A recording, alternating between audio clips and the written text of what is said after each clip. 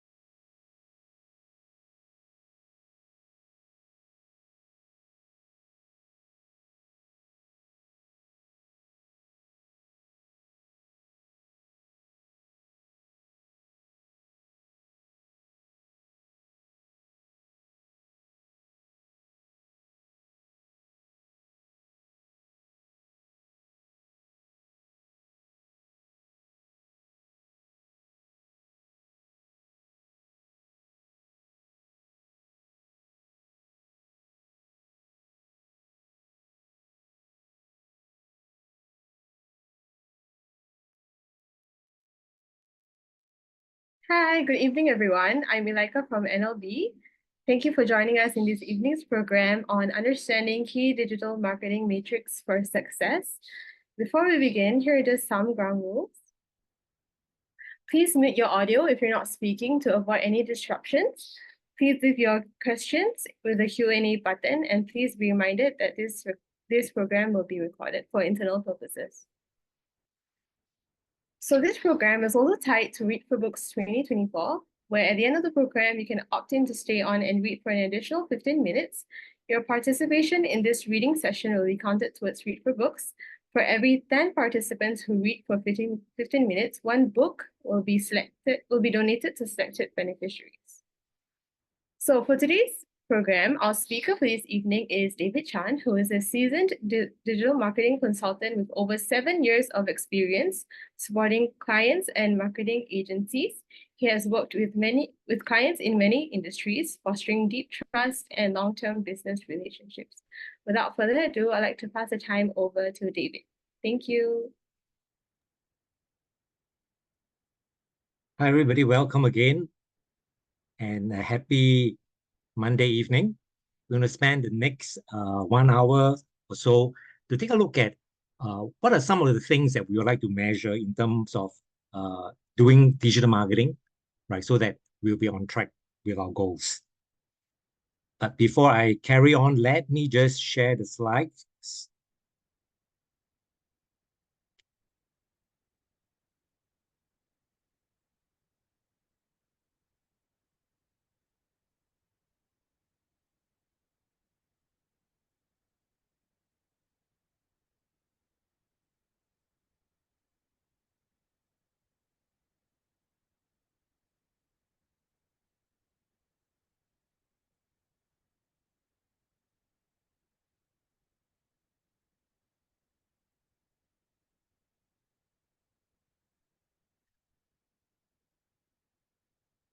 Okay, great. We have the slides being shared, and I'm sure you are looking at them.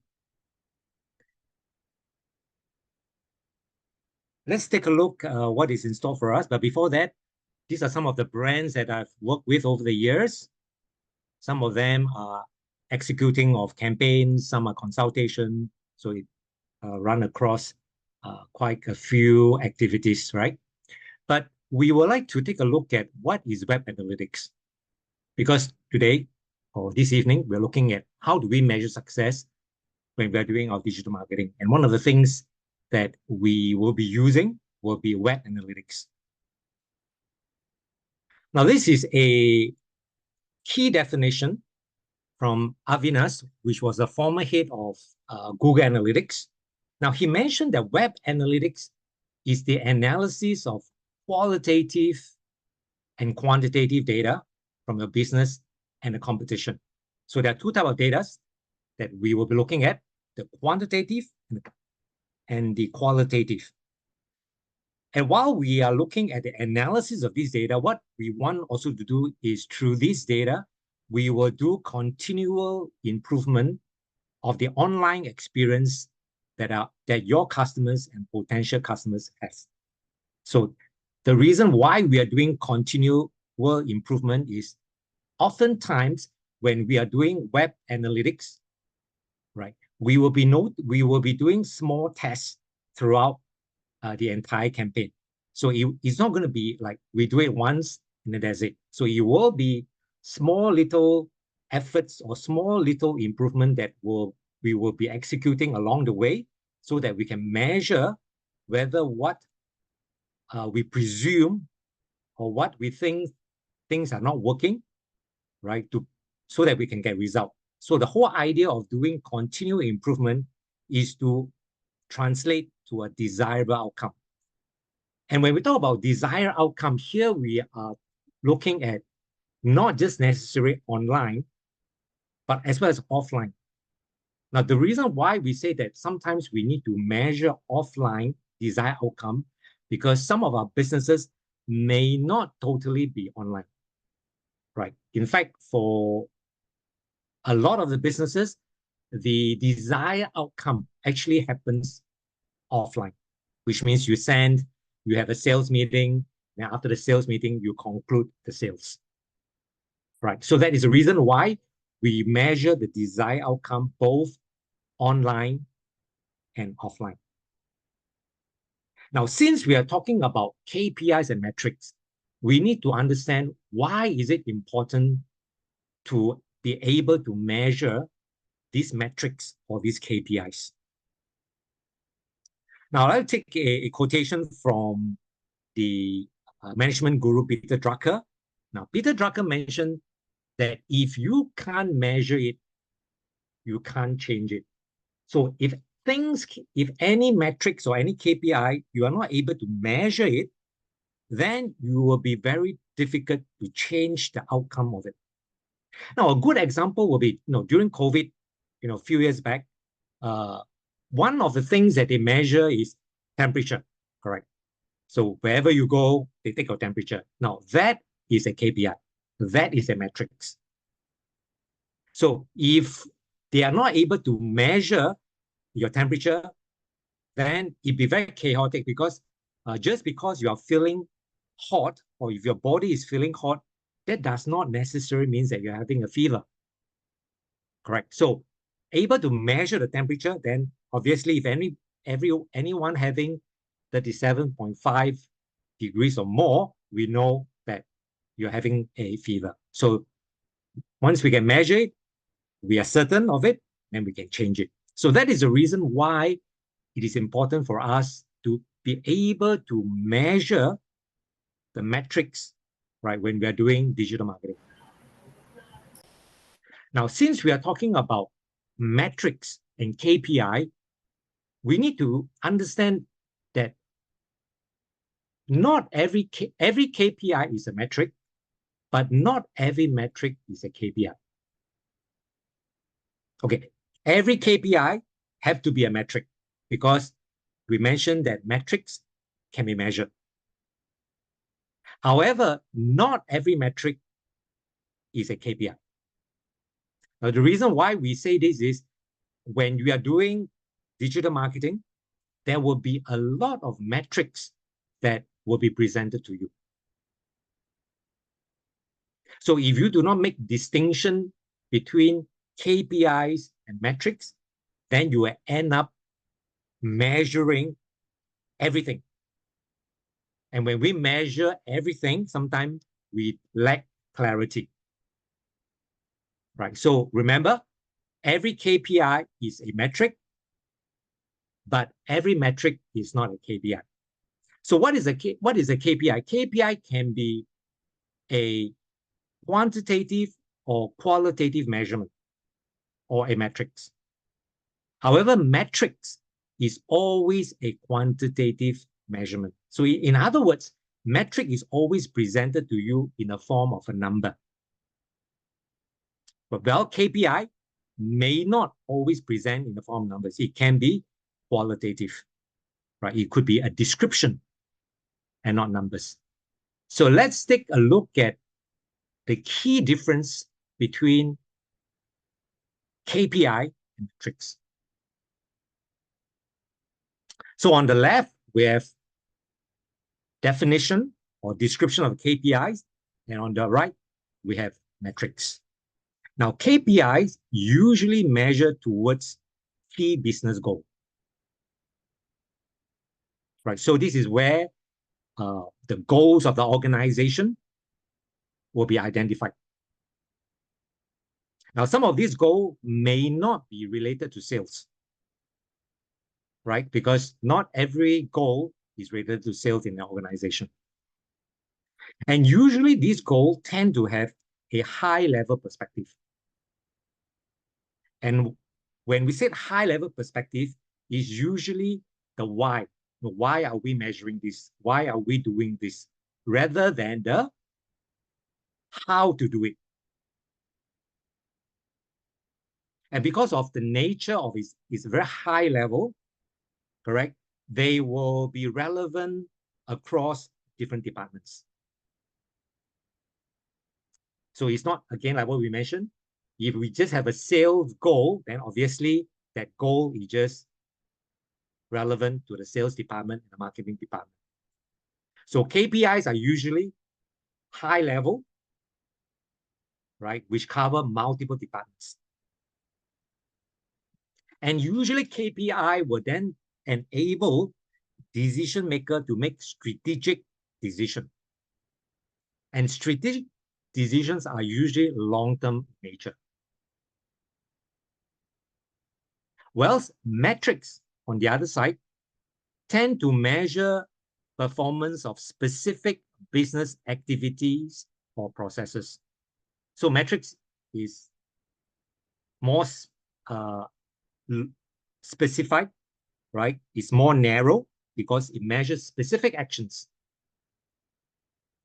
And they tend to have a lower level perspective. So this is where it will be more related on a department or on a team level. So for example, if you are running advertisements, correct, the metrics that you'll be measuring the advertisement would be, for example, how much did we spend this month on the ads? So they tend to be more specific relating to the department or the business areas. And because it tend to be specific, therefore it is more operation or tactical in nature. And this is where, right, the focus on the what to do and the how to do.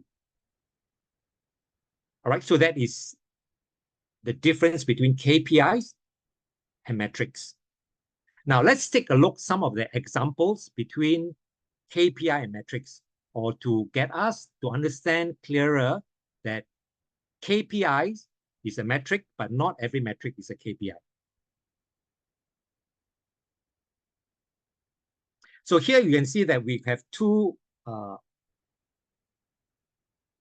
rows, right? Two KPIs that we want to measure. The first KPI is sales turnover,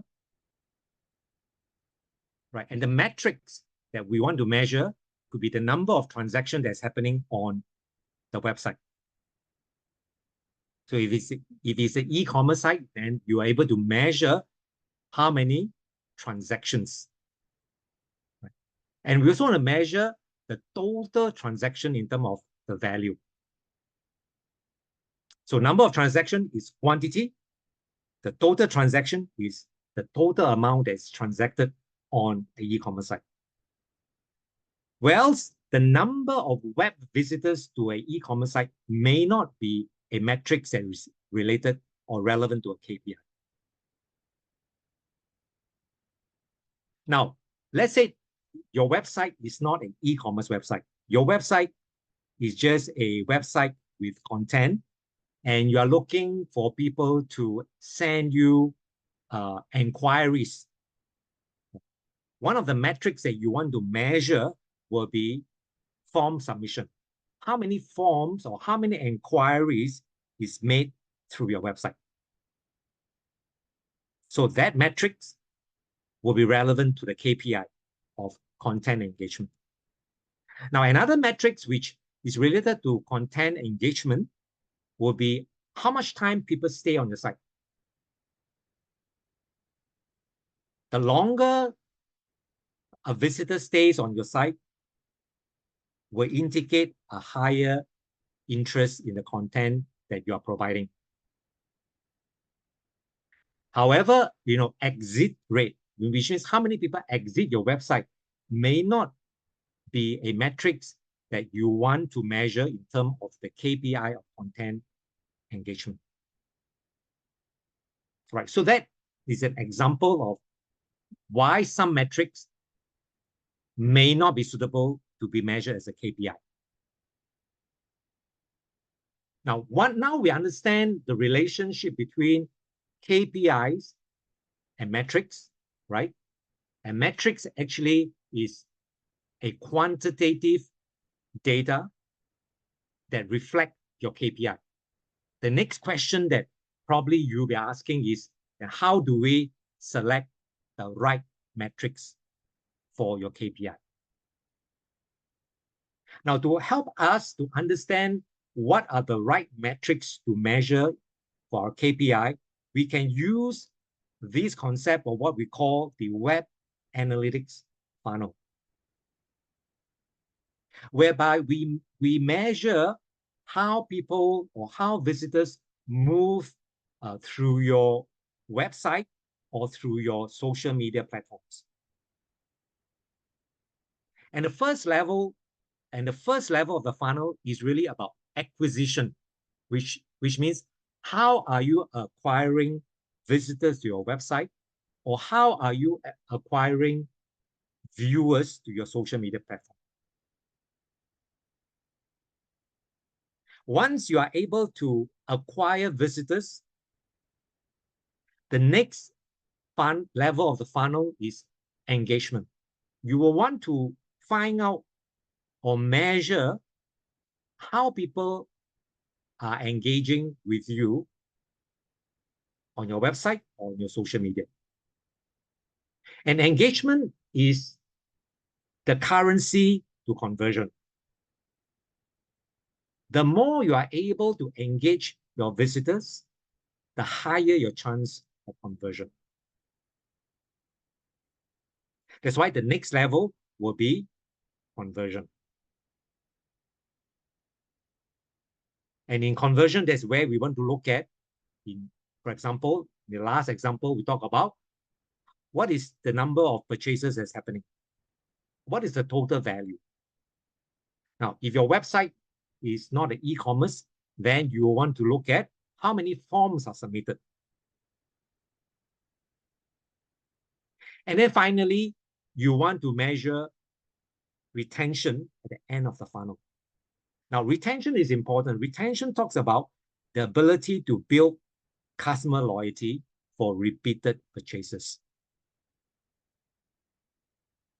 This is where in web analytics, right, we're able to show you how many of your visitors are new visitors and how many of the visitors are returning visitors. The more returning visitors you are able to have shows that you are able to build customer loyalty, and that will lead to repeated sales. Now, because there are multiple levels in this funnel, you will be working with different stakeholders for the KPIs and for the metrics that will be measured. Now, some of the stakeholders, we have broken them down into three category of stakeholders.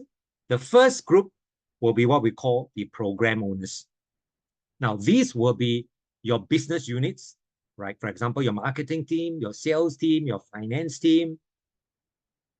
And then you have the more specific function of web marketing or digital marketing, whereby they will be running strategies like search engine optimization or SEO, or search engine marketing, and this is where digital ads are being run, or social media campaigns.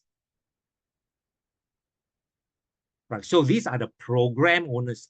These are the people that will be interested to know the KPIs in terms of conversion, engagement, as well as retention. And then you have other stakeholders, what we call the implementation team, whereby they will be the one that will be involved in your web development. So it could be your designers, your programmers. And usually for these stakeholders, right, they will not be, their matrices will be a little bit different from the funnels that we have presented to you earlier on, because they will be measuring more technical matrices. Things like, for example, how fast can pages of your website is presented to your viewers. All right, so their KPIs will be a little bit different from the program owners. And then you have finally the reporting stakeholders. This is where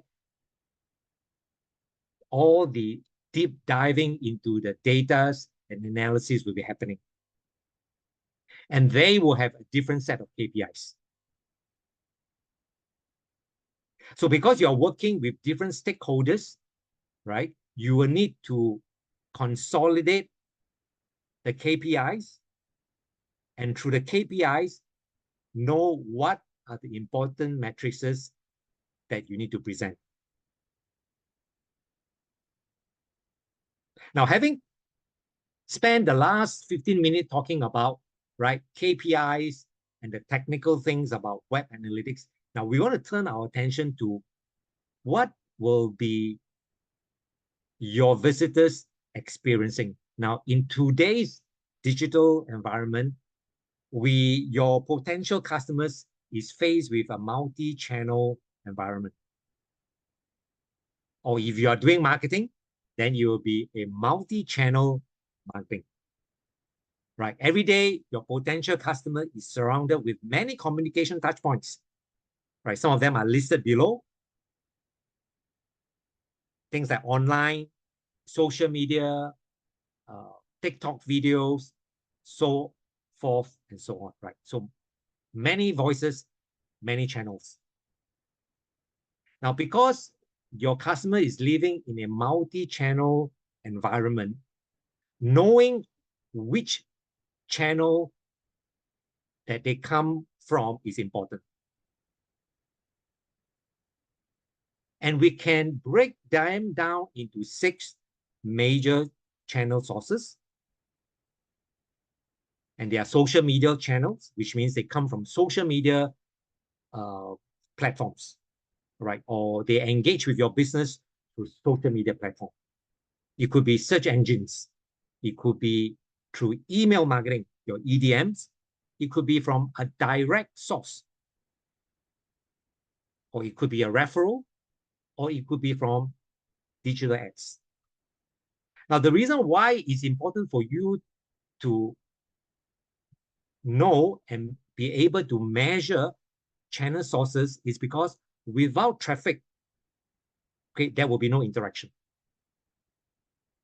Which means traffic is a source of acquisition. If you're not able to acquire visitors, then there will be no engagement, and no engagement will lead to no conversion. Let's take a look at some of the examples in terms of traffic sources of traffic channel. For social media, most of us are familiar with, right? We have Facebook, Instagram, TikTok. Search engine, predominantly in Singapore, will be Google, right? However, in certain region, it could be Bing, and of course, in China, it will be Baidu. Now, email will be from your EDM, whereby embedded links will be in the email. When you receive the email, you click on the link. This is how you acquire a traffic or a visitors. Now, direct, okay, this is where most of us who practices bookmarking. So you go to a website, and then what happened? You bookmark it as your favorite. So the next time, whenever you want to go to that website, what happened? You use the favorite link, right? You have stored in your bookmark, and that is called a direct traffic. Now, referral will be from third-party websites or forums, or it could be from offline media like magazines and billboard. Nowadays, if you notice, a lot of our offline media actually present QR code, right? So from a QR code, you can actually scan them, and then they'll bring you back to the website, to your website. And over the last one will be digital ads, which I believe most of us are familiar with, right? So it could be advertisement from your Google, from a TikTok, from YouTube. Now let's take a look at what are some of the matrices that you are able to measure from social media. So from social media, you're able to measure impressions. Now, impression basically means the number of times your post is organically or unpaid shown on the platform. So each time your post is shown to a potential viewer, right, is called an impression. Now, reach is the number of person your post has organically reached or seen. which means if you are able to, if your post has been seen by 100 people, right, then the metrics of reach in terms of number of person is 100. And then interaction is after people look at your post, do they interact? Do they respond with a like? Or do they share your post with their friends? Or do they add a comments? Right. So these are the metrics for social media. Now for search engines, I believe all of us use it. For example, if you want to search for something, what happens? We go to Google, we type in keyword. Right. So that is using a search engine. And for search engine, right, we also want to measure impression. Impression is the number of times your website appear in the SERP relating to a search query. SERP, this acronym SERP stands for Search Engine Result Page. So each time you type in a search query on Google, what happens? They show you results, right? That is called a SERP. So impression is how often your website is being presented or appears on Google. Search query is a phrase that user type into the search engine to look for an answer. Average ranking, this is where you want to know, right? On Google, are you ranked number 1, number 2, or maybe rank 100? Now, by default, Google will show you usually, right, 10 results or 10 websites. And usually the search behavior is most people will usually go to page 1 or page 2. Which means if your ranking is happening on page 5 or page 6, then obviously you're not going to get any eyeballs. Now, click-through is measured in how many clicks your website received from a SERP. Now, just because you are appearing on the SERP, that doesn't mean that people will click on the result. Right? So click-through is measuring how many times people click on the search result that is presented on a Google search engine.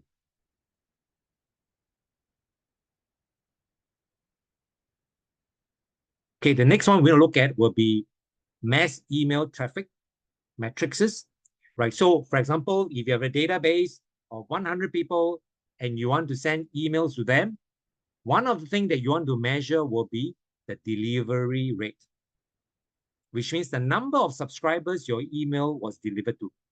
Now, just because you have a database of 100, that doesn't mean that the delivery rate will be 100. Right? Why? Because maybe sometimes people give you a wrong email address, right? Or maybe the email address, they don't use it, and then you can't deliver it. Now, the next thing that you want to measure if you're doing mass email campaign will be the open rate. So just now in that earlier example, we talk about you sending out 100 emails. You want to find out how many people open your email.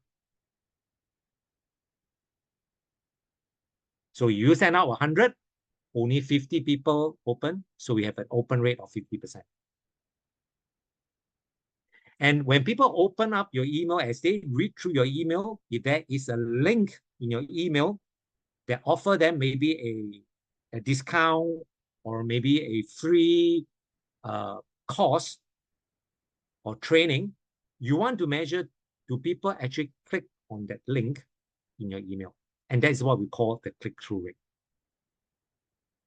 And the last one we're going to look at will be paid advertisement. So if you are running paid advertisement,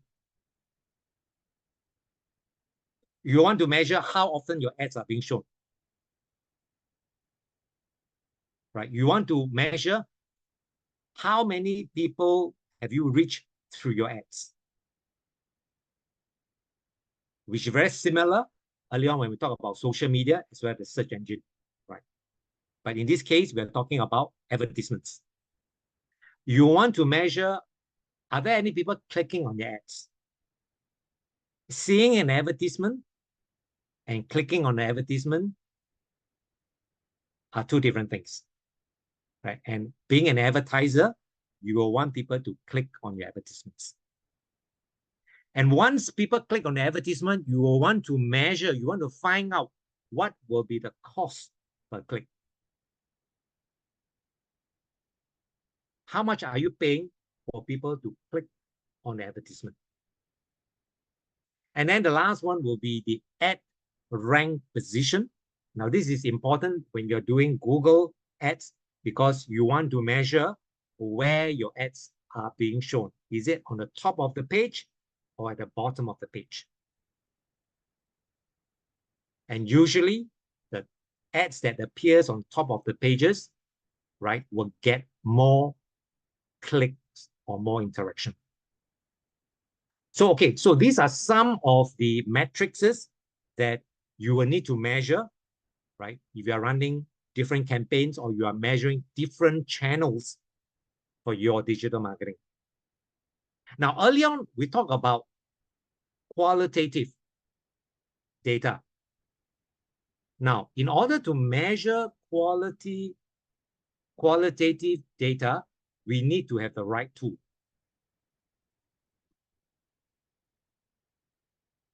Now, these are three tools that I used often, but that doesn't mean that it is exhaustive. There are many other tools, but these are the three tools that usually we work on. The first one is what we call a heat map. Now, heat map allows you to find out where users are clicking on your website. Because your website got many informations, right? You want to find out where are they clicking on. And we also have qualitative tools that allow you to understand how people are scrolling on the page. Now, some of your website probably have pages that have got lengthy content, and you want to find out, are people reading the entire content? So that is where a scroll map comes in.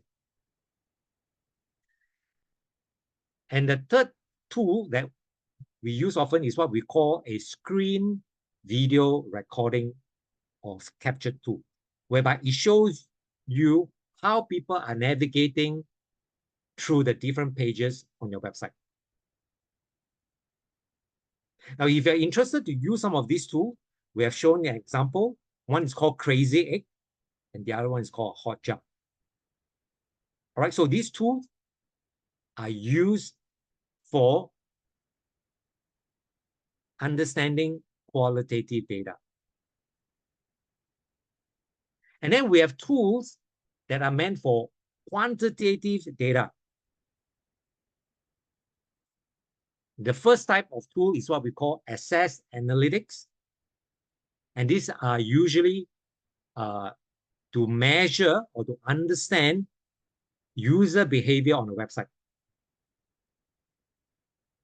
So for example, Google Analytics and Adobe Analytics, these are access analytics, right? This is for a website.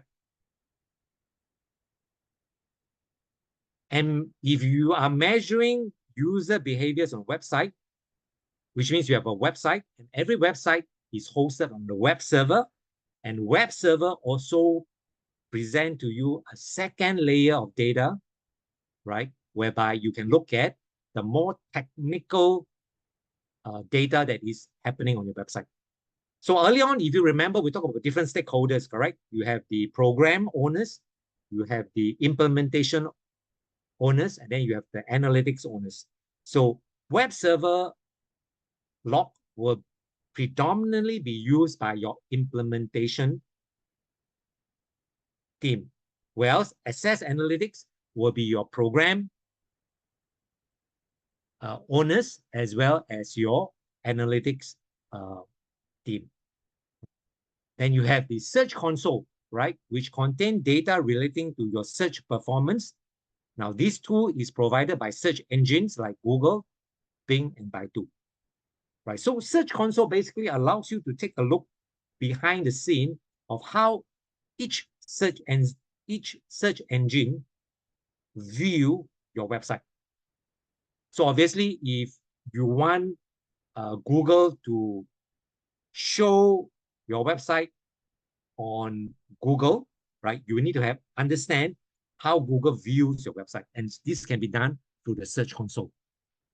And now for the last one will be social media analytics. So if you're not using a website, if your business is not running, not using a website, but using predominantly social media, then you can use social media analytics. So if you're using Facebook, you're using IG, or using TikTok, all these platforms will have quantitative data for you to analyze. And the last tool we want to look at is to look at tools that are used for research, especially if using website is one of your ways to reach out to your potential customers, then these two tools will be important to you in doing research. One will be Google Trends. Now, Google Trends is a free tool by Google, right, which will show you historical search behavior of how people has been searching for a specific term. For example, today you want to find out behavior of people eating chicken rice in Singapore. So using Google Trends, you're able to see over the last 5 years how what are some of the interesting facts, right, that Google has captured, right, on this term called chicken rice in Singapore.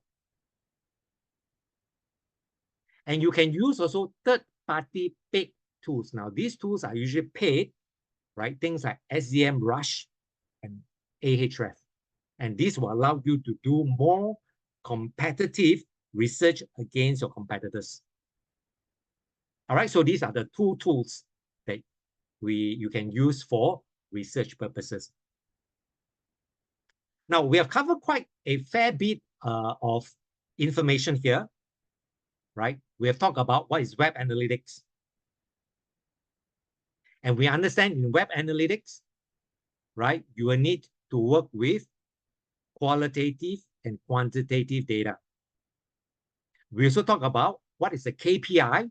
Now, KPI can be both qualitative and quantitative. However, metrics is always quantitative. We also talk about KPI is a metrics, but not every metrics is a KPI. So since metrics and KPI is related, and we know that metrics is a quantitative data that can be measured, we need to understand that there are 3 levels of data in web analytics. The first level is what we call the macro level. This is where data will be presented to you in a broad overview. And the next layer, what we call the micro data, this is where segmentation comes in. And we will talk a little bit about this why it's important to have segmentation later on. And the next level will be what we call the nano data, whereby we look at a single individual or a specific organization. Now, since there are 3 levels, let's take a look at the example of what is a macro data looks like. So presented to you are 3 data from 3 months, right? We have from August, September, and October.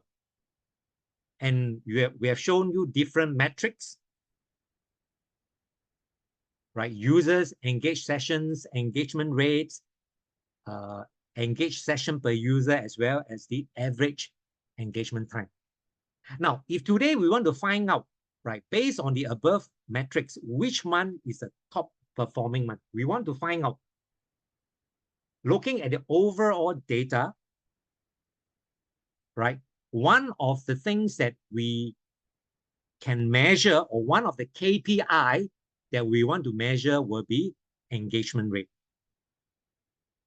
And you can see that September has got the highest engagement rate, which is 70.97%. Why is that so? Because we know that early on, when we're talking about the funnel, the more engagement we have, which means the higher chance of conversion, right? So just overlooking at very broad numbers, we know that September is a good performing month. The next question we're going to find out is, what are the possible problems in October? Because in October, we know that we have a very low engagement rate. And the tip here is the type of users. So early on, we mentioned that in Google Analytics, Google Analytics can present to you new users and returning users. And usually, new user exhibit very low engagement rate.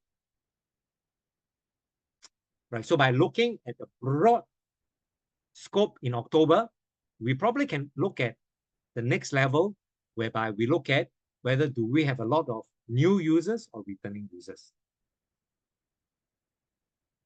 So that is where working with segment now comes in, correct? We want to break down from a macro to a micro level. We look at segment. So for example, in the October month, we want to look at the segment of new users versus returning users. Now, when we are looking at segments, we will be looking at averages.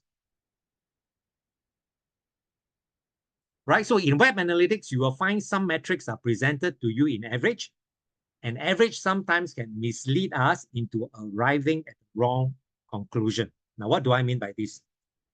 So if I show you an example here, example A and example B, you can see that example A, we have what we call the outlier in the organic social media, whereby the average engagement time is 1,780 seconds. Whereas you compare to the example on the right-hand side, right, the organic social media is only 300 seconds. So if you are working with a set of numbers in example A, what happened? Your average will now become 645 seconds because that is contributed by your outliner. But if you look at the example B, the average is only 275 seconds.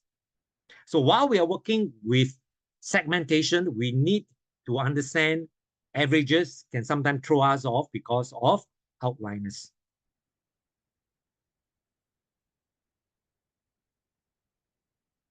Can see the previous slide. Are you referring to this?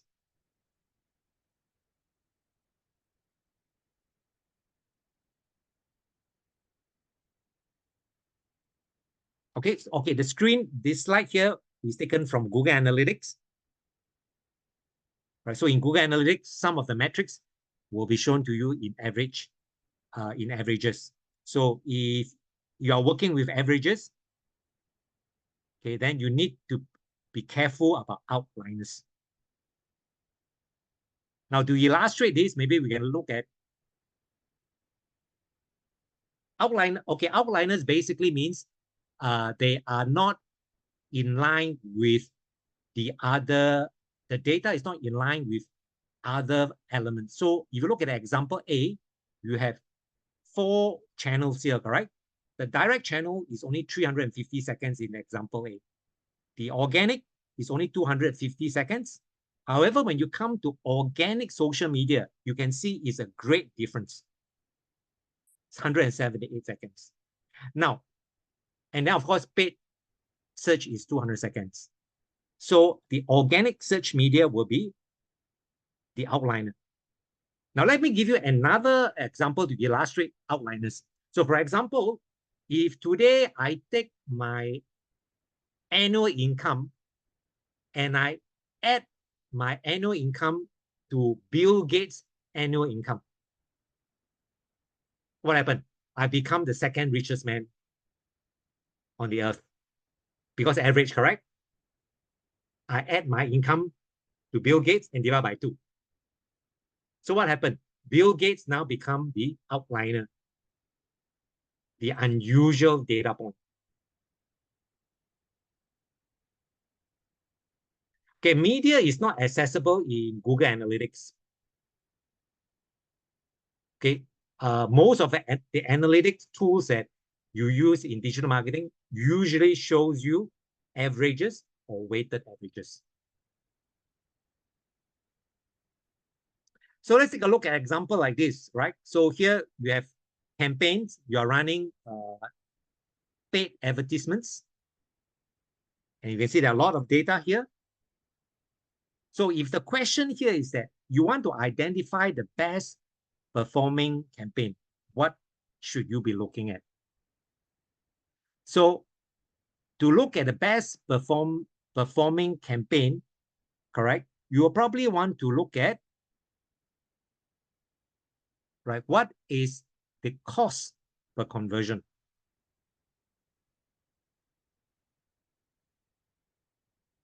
And here, of course, the cost of conversion is not presented to you, but here we have what we call the ability to measure conversion, which in the slide here is shown in the column called CV, right, which is conversion. So if we take conversion divided by ad spend, then we're able to measure the cost per conversion. So in campaign A, a CTR stands for click-through rate, is correct. Right. So if you want to measure which campaign is the best performing, we want to measure the cost per conversion. And in conversion A, the cost per conversion is $170.53.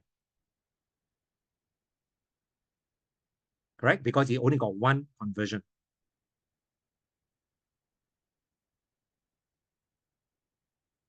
However, if we want to find out, right, recommend which is the key metrics to measure in campaign A that need optimization, right, we will need to measure the CTR, click-through rate, because click-through rate means you have an advertisement, but very few people click through. So campaign A, you got 32,000 impressions, but only 0.1% people click through. So if you obviously you want more result, you will need to get more people to click through. Right? That's why for question 2, recommend which is the key metrics in campaign A unit optimization will be the CTR. All right, so this is how we are segmenting the different data, right, to come to conclusion when we are asking questions. So having seen the 2 examples, probably right now you probably have a clue that actually doing analysis is asking questions, right? And how do you answer the question is looking at the right KPI, which is tagged to a metric. A question here, if a person clicks twice, is it considered 1 click? Okay, if a person clicks twice, then it's considered 2 clicks. So question 1, correct? Question 1 will be campaign D will be the best performing campaign. Why? Because cost per because we want to measure how much one conversion costs us. So if you look at campaign D only spends $20. And it got 1 conversion. So 1 conversion only costs campaign D $20.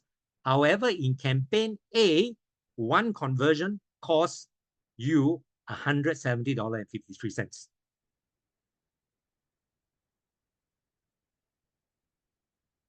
All right. So for question 1, campaign D is the best performing because it only takes $20 to acquire 1 conversion. And question 2, we want to improve the CTR. How do we know how many conversions are there? Okay, so conversion is a KPI, correct? We mentioned earlier on. So you will be able to measure conversion depending on what type of advertisement you are doing. Whether you are doing, so okay, in short, right? Conversion, you need to tell the platform that running your ad what is the conversion. So a conversion could be people have done a purchase on your e-commerce website. That is called conversion. Conversion also can be people sending you a inquiry form on your website. That is called conversion. Okay, so conversion, you will need to determine it. And that is where working with the different stakeholders now come into play, different KPIs.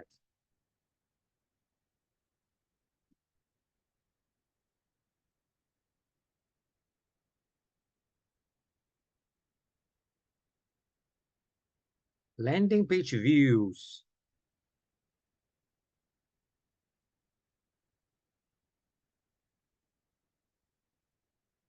Okay, I'll pick up some of these questions later on, right? When we have a little bit more time. But let's finish off, right, this segment with optimization strategy. So early on, in the definition, where we talk about continual improvement, correct? I hope you can remember the definition. That is where optimization strategy is important for us.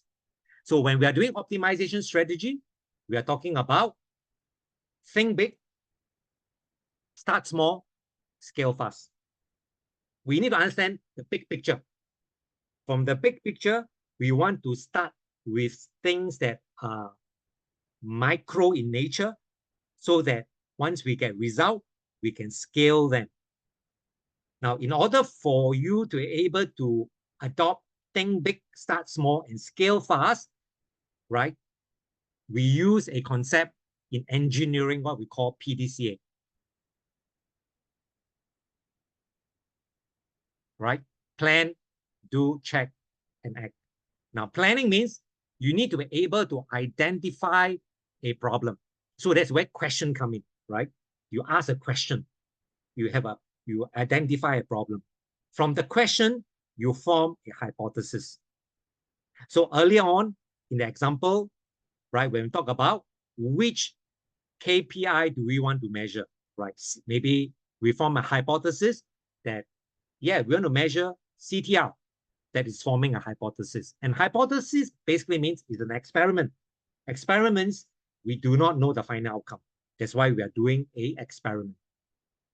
Once we have an experiment, we need to execute the experiment and test your hypothesis and to measure, right, the KPI. And here we talk about constant monitoring. We want to measure it consistently. And once we are able to measure the KPIs, we will then make modification or adjustment to improve on our hypothesis. And then we go another round. So the whole concept is when you have result, you want to make sure you get better results. When you are not achieving the KPI, you want to make changes so that you are able to meet the KPI. And that's where PDCA comes. So in summary, correct, the takeaway are this. First, identify the right KPI with your stakeholders.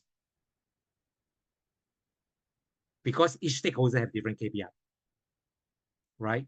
And how do you know whether it's the right KPI? Define and map your KPI to the sales funnel, right? The 4 levels. Let's start your analysis first with macro data or a wide overview. And then always recommend a PDCA plan. Now, if there are questions, right, we encourage you to consider some of this program that is run by ASK Training, right, which is a continuous education and training center, and we are accredited by Skills Future. So some of the available programs related to this topic about web analytics will be Advanced Certificate in Digital Marketing, right? We have a diploma in digital marketing, and then we have a specialist diploma in digital marketing, whereby we dive deeper down into specific domains, right? And we offer you full qualification programs for IT infrastructure and operation as well. So we thank you for attending tonight's webinar. Right. So if you are interested, you can fill up the form or the link to receive the presentation slides.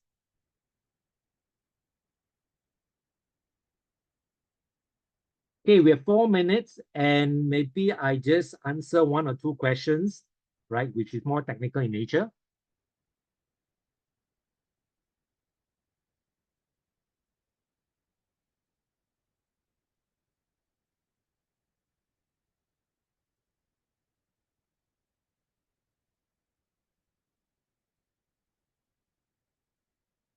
Okay, we have a question here from Low say CJ that says, what is the difference between CTR versus LPV?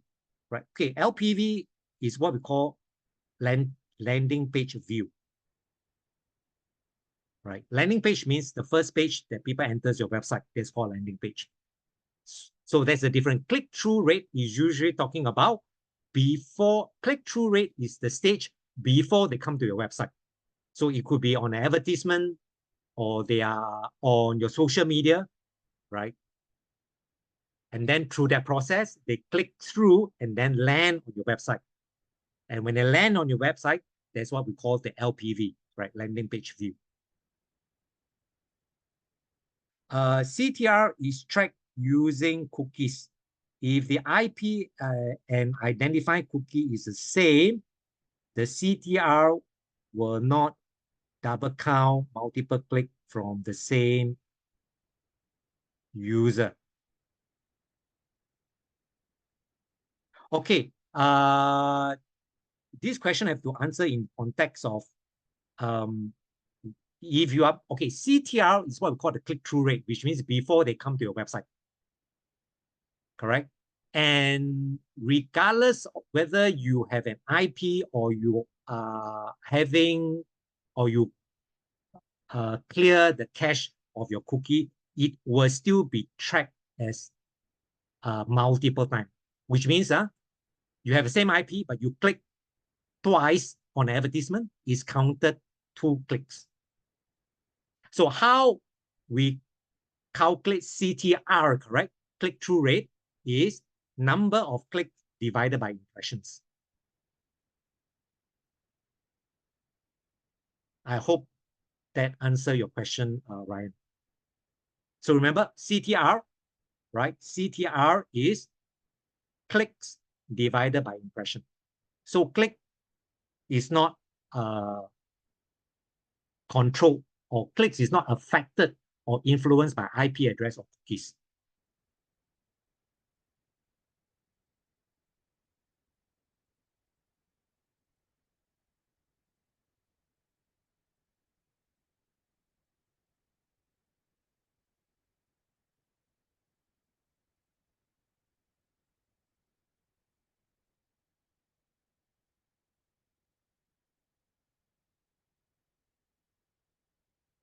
Oh, okay. Thank you, Ryan, for helping me. Okay, so I hope you have gotten some bring home points and can practice it, right? If no question, I hand back the time to NLB. All right, thank you so much, David, for the fruitful session. Okay, so I will just share some slides on my end. Just give me a minute. Okay. Okay, so if you enjoyed today's session, if you want to attend more sessions like today, you can scan the QR code or you can go to the link.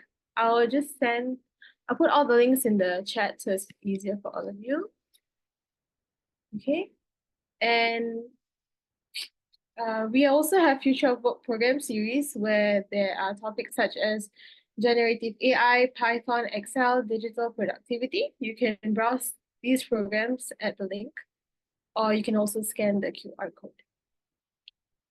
And we also have My Digital Life program series where we talk about social media, media literacy, and cyber safety.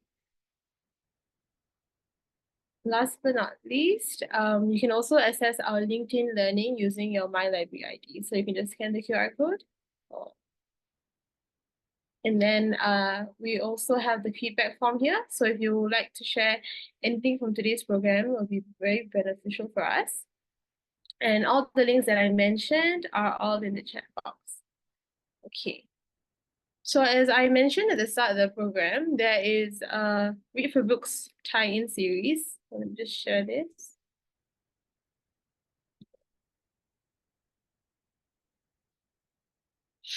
Give me a minute. Okay, so this program is tied into Read for Books, which is a book charity drive aimed at raising awareness of reading. So it is only for this month where every 10 people who read for 15 minutes, one book will be donated to selected beneficiaries. So you can all join in for this session if you're available and free. It's for a good cause. So you can either read a physical book or an article online. I have an ebook with me right now. And I'll just start the countdown clock right now, and I'll just count anybody else that's in this included in the count. Okay. And I'll start now.